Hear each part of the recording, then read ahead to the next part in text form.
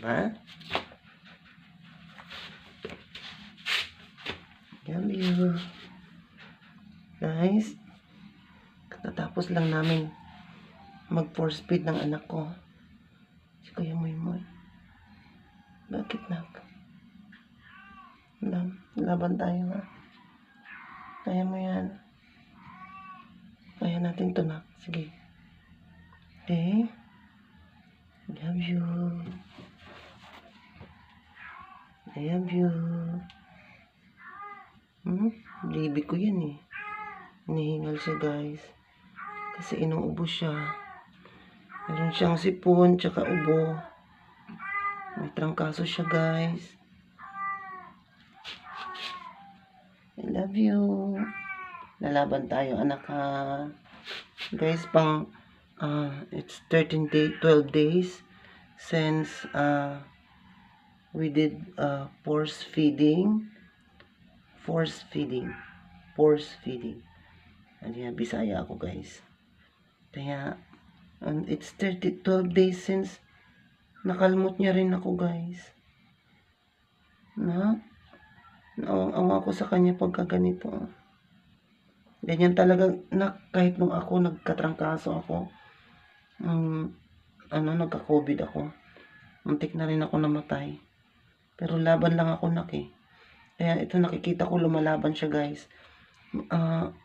Regular naman yung ihi niya, maganda. Tapos ngayon napansin ko, dumumi siya guys, patak-patak. Kahit pa paano nakakadumi na siya guys. Kaya ang ginawa ko, tinuloy ko yung force feeding talaga. Kahit mahirap, nahirapan siya, nahirapan ako. Ginagawa namin guys kasi para hindi siya ma-dehydrate, para may lakas siya guys. Hindi siya mawalan ng energy. Merong mag-grind yung kanyang bituka para hindi masisira yung bituka niya guys. So for now, tapos na yung kanyang pain reliever tsaka yung kanyang antibiotic guys kasi nga gumaling na yung kanyang yung kanyang puwet at saka yung kanyang opera doon sa kanyang kapon dati na infect kasi. Gumaling na siya guys dahil sa antibiotic at saka sa betadine. So ngayon guys, ang kailangan naming gumaling sa kanya ay yung ubo niya at saka yung sipon. Yun ang nagpapahirap sa kanya guys. But this time, nakita ko buo na yung kanyang sipon tsaka ubo, hinog na. Medyo hindi na siya masyadong ganun kahirap na hirap guys. Tapos ang ginagawa ko sa araw, pinapaarawan ko siya guys. Mga 15 to 20 minutes doon sa partially shaded lang siya ng araw guys. Hindi yung sa araw na araw talaga. So chinecheck ko siya from time to time in the morning, madaling araw. So guys, napupuyat talaga ako guys.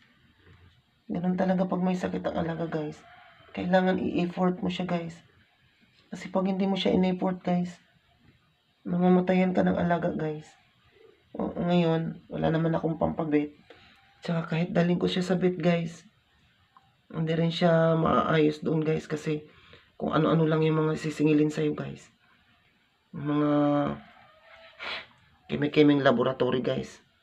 Tapos, ang mahal-mahal. Pero gusto ko siyang dalhin sa vet guys kasi meron akong trusted na vet. Medyo malayo nga lang dito sa amin. Para kung merong i-inject sa kanya guys, ma-injectan siya guys. Kaya kung luluubin, total sumahod na ako guys. May natira pang konti. Luluubin, magpapaturok ako ng anti-rabies ako muna guys. Kasi hindi ko rin masabi guys kasi actually indoors ito guys. Kaya lang nga, pag sa araw, minsan pinakakawalan ko siya dyan lang naman sa garden. Nasanay na siyang nakawala dyan guys. Lalo siyang tumaba, lumakas.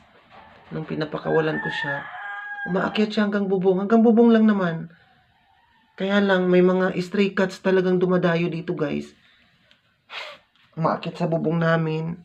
Minsan nakakaaway niya guys. Minsan naririnig ko matindi yung away nila guys.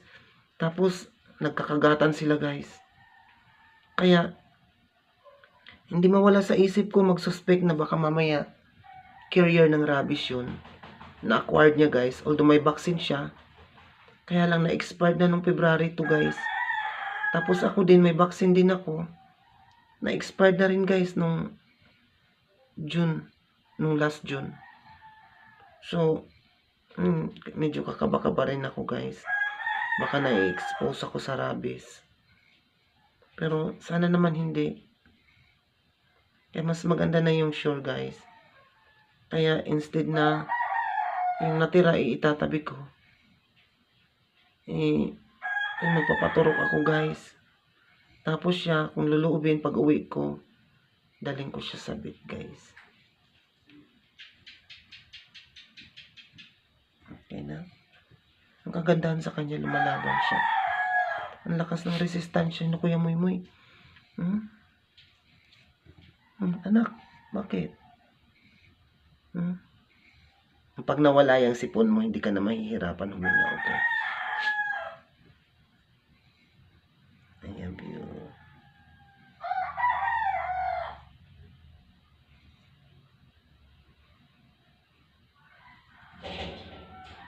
Gusto niya yan, ganyan. Masamasahe sa ulo.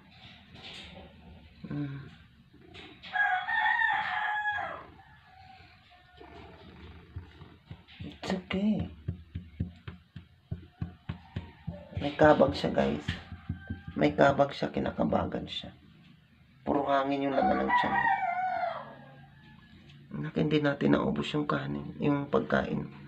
Hindi kita mapwersa na kasi baka mamaya sobrahan ka naman.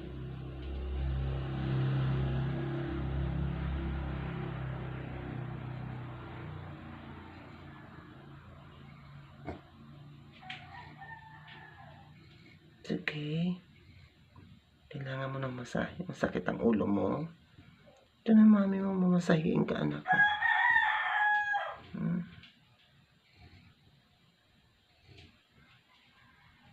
Guys, hindi masayang yung effort namin guys. Tara, in God's will, ihinabilan ko na siya kay Papa God guys. Si Papa God nang bahala sa'yo na ka. Life and death is in the hands of our Almighty God in heaven, okay? Kaya magtiwala tayo sa Diyos anak, okay? Magtiwala tayo kay Papa God na ka. Whatever happened, si Papa God ang nakakaalam ng lahat, okay? Anak ha? Pagpapasalamat natin sa Diyos ang lahat, okay? Pasalamat tayo kay Papa God sa lahat-lahat ng mga natamo at binigay niya sa atin, okay? Okay na? Tumasagot siya, oo daw. Siyempre, ang mga alaga ko, naniniwala din yan kay Papa God, eh.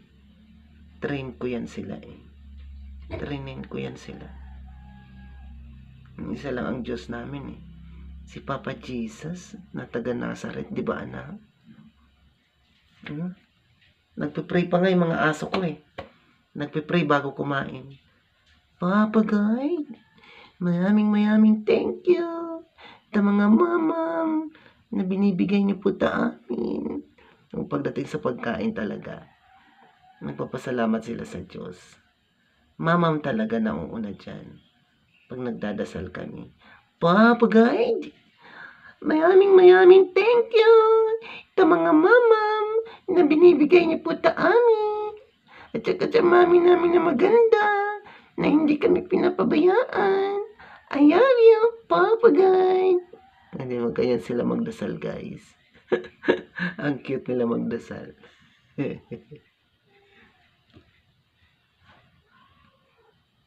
Pa, anak. Okay na yan, nak. Okay na, gumaling na yung kanyang lalamunan. Gumaling na yung kanyang sugat sa puwet. Gumaling na yung kanyang sugat sa buntot. Gumaling na yung kanyang sugat sa pinag-operahan sa kanyang kapon, sa kanyang betiyog. Gumaling na yung kanyang lalamunan. Nak, ano na lang to, nak? Yung sipon, tsaka yung ubo, hinog na siya. Malapit na siyang mawala, okay? Nakakadumi na siya. Ang isa na lang ulit, yung kailangan kakain ka na ng sarili mo, anak, ha? Binilang kita ng maraming tuna, anak. Whiskas tuna with pouch food. Kahit wala ng ulam si mami na masarap hindi na nakakaulam ang mami namin ng maganda ng kaini na baboy kasi hindi naman talaga siya kumakain na ng kaini na baboy Nandideye na po yung mami namin na maganda. Kumain ng kaini na baboy. Minsan sa manok nandideye na rin yung mami namin maganda. Kaya yung garden namin, yun na lang po yung pagkain ng mami namin na maganda. Doon po kami kumukuha ng mga mamam namin. Pati kami, yun na rin po yung mamam namin sa garden di ba nak? Di ba? Yung mami namin, hindi na yan nakakapagpaganda Hindi na po yan nakakabili ng matatayap na mamam dahil po sa amin Kasi sa amin na lang po napupunta yung mga tahod ng mami namin na maganda. Kawawa po siya. Kasi hindi na po halos natutulog yung mami namin yan dyan kakarakit Pala lang po hindi kami maubusan ng mamam. Ganyan po yung mami namin na maganda love na love po kami niyan teka Kaya yab na yab din namin po yung mami namin na maganda Tsaka si Mama Marieta, naku love na love din po namin po yan talaga kasi po hindi po kami iniiwanan. Pag nagigipit po yung mami namin na maganda, palagi po kami binibigyan po ni Mama Marieta ng 1,500. Binibigay po namin ng mamam lahat po yun. Marami po dyan binibigay sa amin ng 1,500 Payagi-yagi po. Kaya ti Mama Marieta, love po namin yan mga baby kami lahat kami po diba? Kaya tana, loobin ni Papa God, palagi na lang babantayan at aalagaan si Mama Marieta doon sa Ostea. Doon sa Ostea kasi po, marami din po siyang alaga doon ng mga kagaya po namin ng mga cute-cute na mga baby po Kaya Papa God, palagi niyo pong aalagaan at saka i-bless ang Mama Marieta namin po doon sa Ostea. Kasi po, ang bait po niya sa amin po. Papa God. Iyak naman ako, nako. Pinapaiyak mo ako, nak. Sige, kaya natin yan Magpahinga ka na, anak Magpahinga ka na at iidlip ako. Okay? Magpapahinga ka na dyan, Kung luluobin, mamaya makapunta tayo sa bed, okay? Anak, I love you. Lemon. I love you. Love ka ni mami, anak Hindi magpahinga ka na dyan. Okay?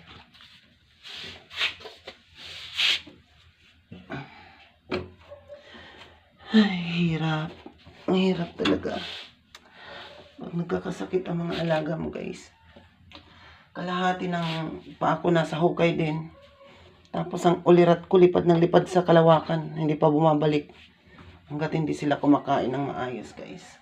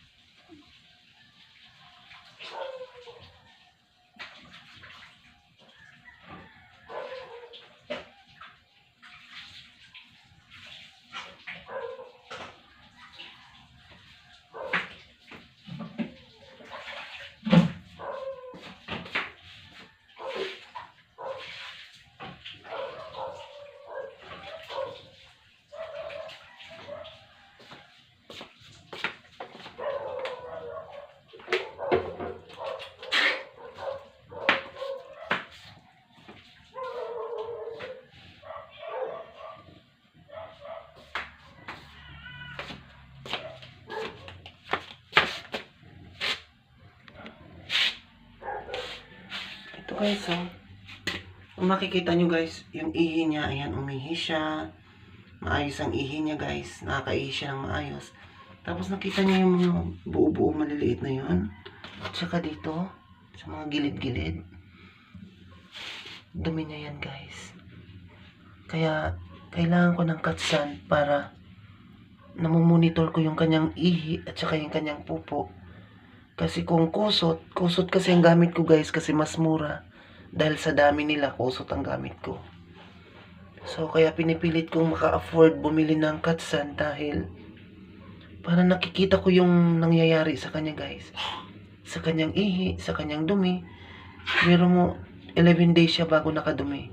Tapos 12 days ngayon. So, ang saya-saya ko guys. Kahit na ganyan lang kaliliit yung dumi niya guys. Nagkakaroon ako ng malakas na paniniwala talaga at saka pag-asa na talagang mabubuhay siya guys at gagaling siya. In the first place, pinagdasal ko siya kay Papa God. Talagang I believe Papa God na as what I have said earlier, life and death is in the hand of our Almighty God in heaven. Whatever happened, siya pa rin ang nakakaalam ng lahat ng ito guys. So, I believe mabubuhay siya guys. Kaya ayun, yung mga pag-asa ko guys, nakikita ko yung dumi niya at saka yung ihi niya guys. Yan yung pag-asa ko guys. Kahit ganyan siya, mahina siya, hirap lang siya dahil sa kanyang ubo at sipon. Kaya hindi ako bumibitaw guys. Tuloy-tuloy yung force feed ko sa kanya guys, pakunti-kunti. Para may support siya guys kasi nakikita ko guys, lumalaban siya. Tapos yung isa din doon, inuubo rin. Ito. Si Chihanger, ayun oh. Si Russian boy. O ano, inuubo ka ba? Yung lalamunan mo masakit? Matulog kayo. 3:00 na ng madaling araw. Masakit na yung ulo ko, matutulog na rin ako, okay? Ang Balibi. Si Balibi yung unang-unang rescue ko guys. Ayun o, si Balibi, ayun o. Balibi. Ayun guys, madungi sila guys. Hindi ko sila mapunasan isa-isa. Ayun guys, may problema sa lalamunan nun guys. I think may parasite siya guys. Kailangan ko siyang i-deworm ulit. Hindi siya dapat nakahalo sa marami guys. Kaya lang kasi yung nandoon, tumutulo kasi doon yung katsu sa labas guys eh. Wala akong pampagawa. Dapat doon siya eh. Hindi siya nakahalo dito sa marami. Para hindi ma-infect yung iba. Wala akong choice. Umuulan ngayon guys. Tag-ulan. Kawawa siya sa labas. Baka magkasakit din. Mas lalo ako mahirapan. Kaya nandun siya ngayon guys. Inalo ko muna siya sa kanila guys. So far maganda yung katawan niya oh. Malaki siya oh. Ayun oh. Malaki siya. Siya ang pinakamalaki sa lahat dyan. Siya ang pinakamalaki siya kasi ang pinakamatakaw. Siya yung pinakamatakaw. Siya ang pinakaharagan sa lahat. Ayan. Kaya natutuwa ako dahil yung katakawan niya may result. Nakikita sa katawan niya. Hindi kagaya yung nandoon. Doon sa baba. Yung nandoon. Nakita niya yung nandoon. Lahat yan guys matatakaw, maharaga, nagsusuntukan sila guys pagkainan pero ang papayat. Pero pag pinakawalan ko yun sa labas, tataba yung mga yun guys. Kaya lang, delikado baka kagaya kay Kuya Muy Muy yung mangyari. Magkakaroon sila ng kaaway sa bubong. Mostly kasi sa bubong sila tumatambay guys. Eh yung mga gala, pumupunta sa bubong kasi may mga babae dito na nag-iingay.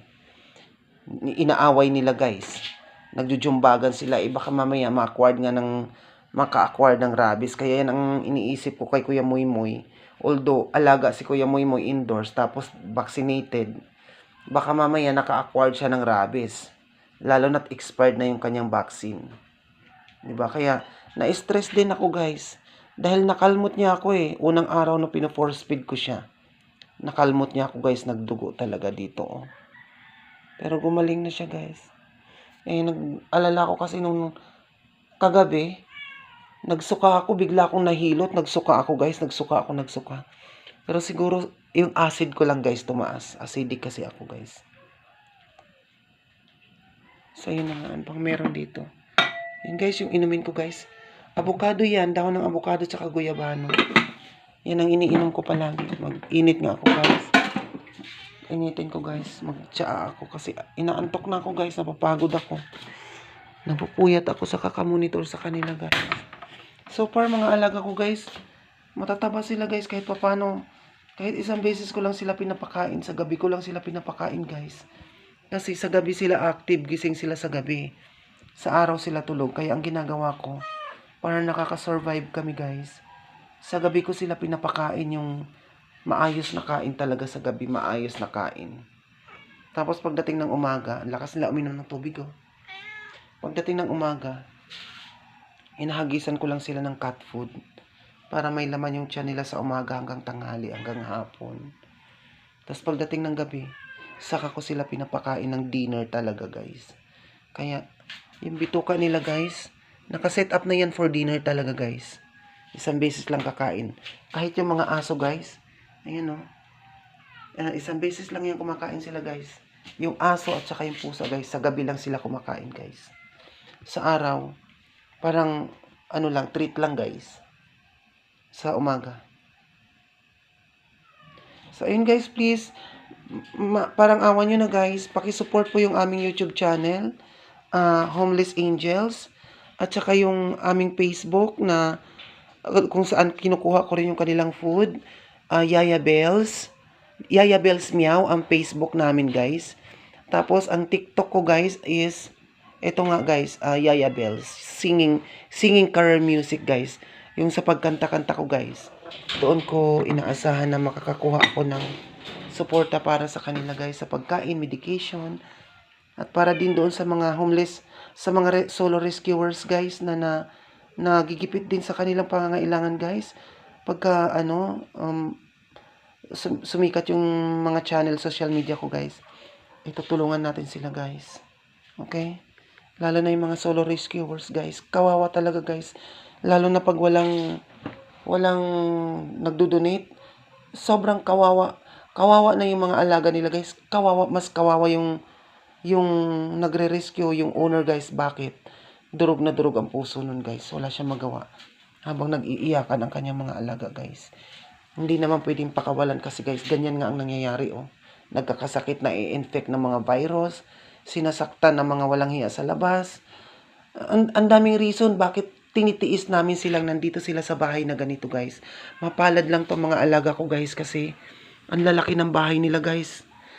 Talagang kalahati talaga sa lote ko guys. Ibinigay ko sa kanila, ginawa ko talaga.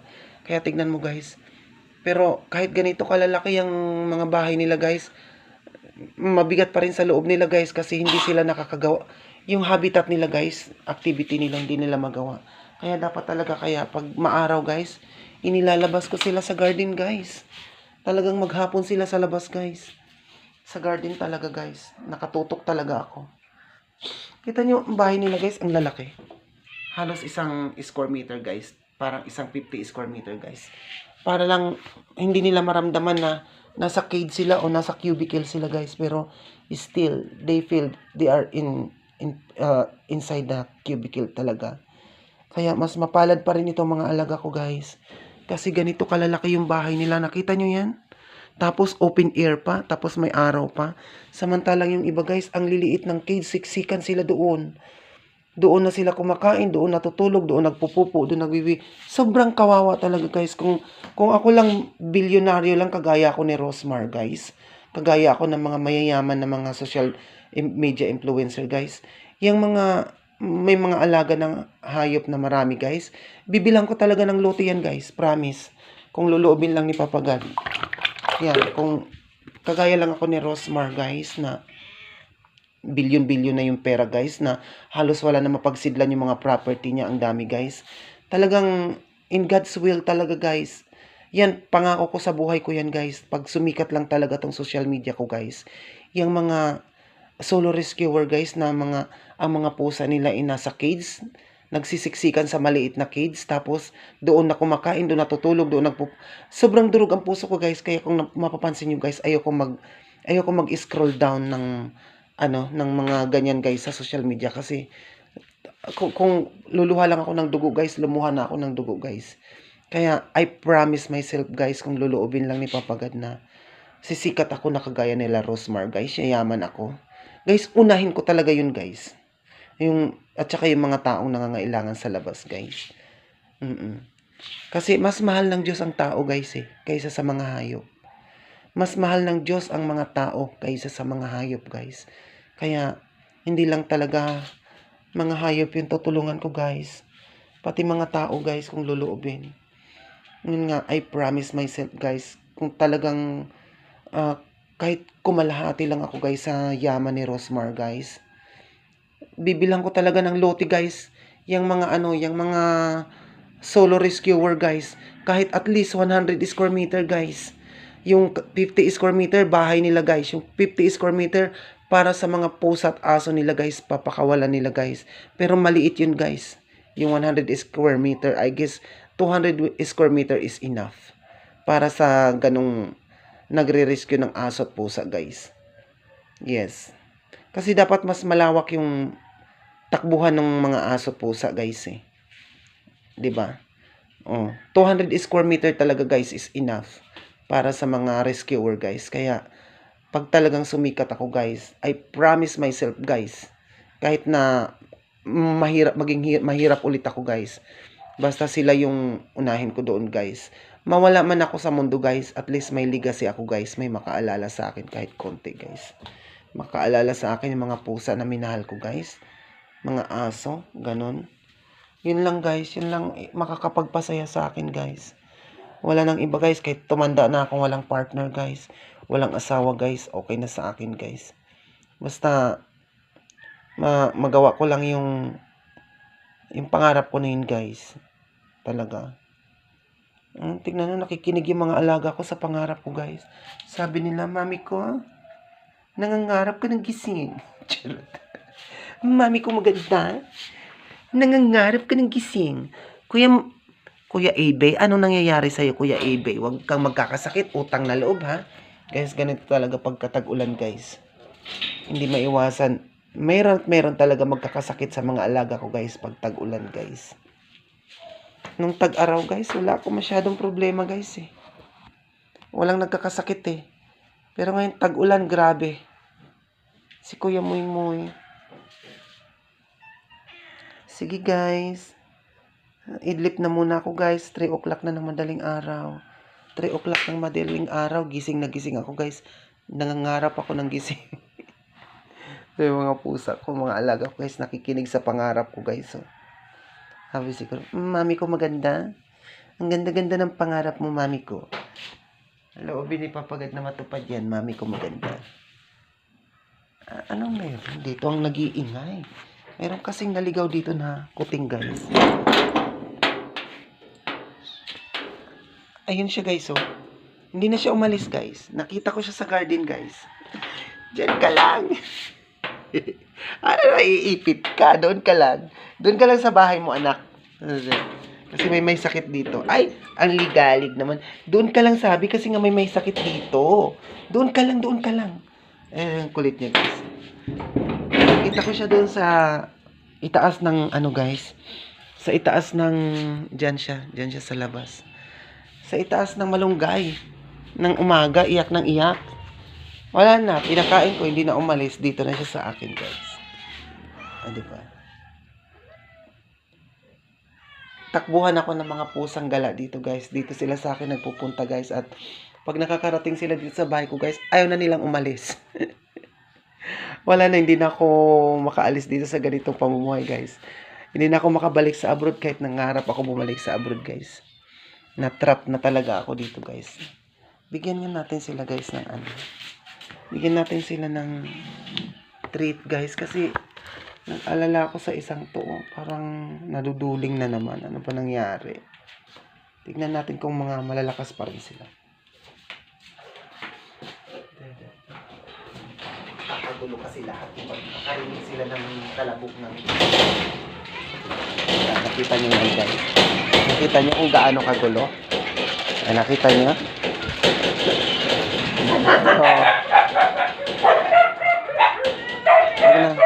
Naririnig nila yung kalabog. Naririnig na yung kalabog ng lagayan ng kainan ng pusa, guys. Pati aso, guys, nakikigulo. Ikaw ba matitiis mo yan? Wala silang pagkain.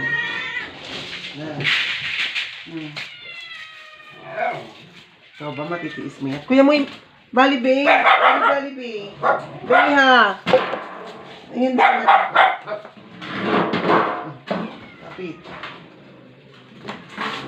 Kita mo ba yan? Kita mo yan? So, para akala ko may mga sakit. Malalakas naman pala. Yan, matitiis mo ba yan? Na hindi sila kakain? Nauna pa silang kumain. Ako, guys, halos isang beses na lang din ako kumakain sa isang araw, guys. Kasi sa kanila na napunta, guys. Matitiis mo ba yan? Hindi mo matitiis yan. Nakita mo yan mga yan. Kaya yung mga basher dyan ang mabasa sa akin. Kilalanin niyo muna ako bago niyo ako husgahan. Hindi niyo nakikita ang kaibuturan ng puso ko. Si Lord ang nakakakita ng kaibuturan ng puso ko, hindi kayo. Kaya huwag kayong bash ng bash, wala kayong alam. Kung wala kayong maitutulong, wag na kayong magsabi na hindi maganda kasi hindi nakakatulong. Ngayon, kung may maitutulong kayo kahit sa maliit sa halaga, salamat. Sobrang thank you.